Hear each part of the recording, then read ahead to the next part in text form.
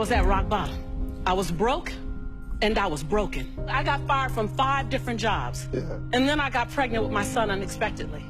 And then at 8 months, my son's father went to prison. And when my son was 8 months old, I went to the ATM to get $20 out the bank because I didn't have any Pampers for him. And in order to get $20 out, you got that $20 in. I had $11.42. And I still can't tell the story without getting emotional because it's my story. For 2 days, I had to wrap my son in a towel. But something happened, Steve, in those 2 days. My son laying on his back at 8 months, I have a towel over him, and I have my hand on his stomach saying, "Don't you worry, Jaylani. Mommy will never be this broke again." And I made a decision. I was bankrupt.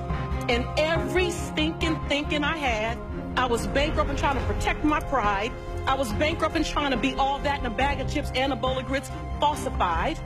I was bankrupt in trying to not ask anyone for help. I was bankrupt in everything that was holding me and keeping me where I was. I've always talked a good game, but I wasn't doing anything with my gift.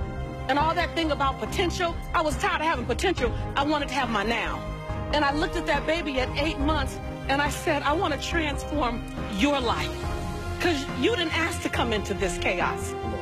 As an African-American male child in South Central Los Angeles, with a single mother whose father's in prison, he had a 66% chance of going to prison himself. Not on my watch.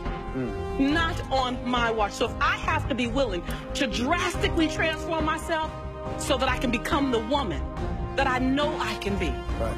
And that's what I began to do. I was radical. See, my grandmother said that conviction and comfort don't live in the same block. If you're going to be convicted about something, you might have to go through some discomfort. But if you want to stay comfortable, why don't you just relax where you are, because that's where you're going to stay. Right. And so are you willing to reinvent who you are? Are you willing to kill away the procrastination? Are you willing to kill away the excuses, the blame game? I never let people call me a single mom by my title. I'm Lisa Nichols, who happens to be a single mother. Don't define me by my circumstances. Define me by my intention. At some point, I have to stop asking, can I be great? Can I be brilliant? Can I be okay and still be accepted? I just stopped asking permission and just gave notice unapologetically, not in a braggadocious way, not in a way that shrunk anyone else, in a way that said, I only got one life, and I'm going to ride this one till the wheels fall off. And that was the beginning of me rescuing myself. I realized that I am my rescue.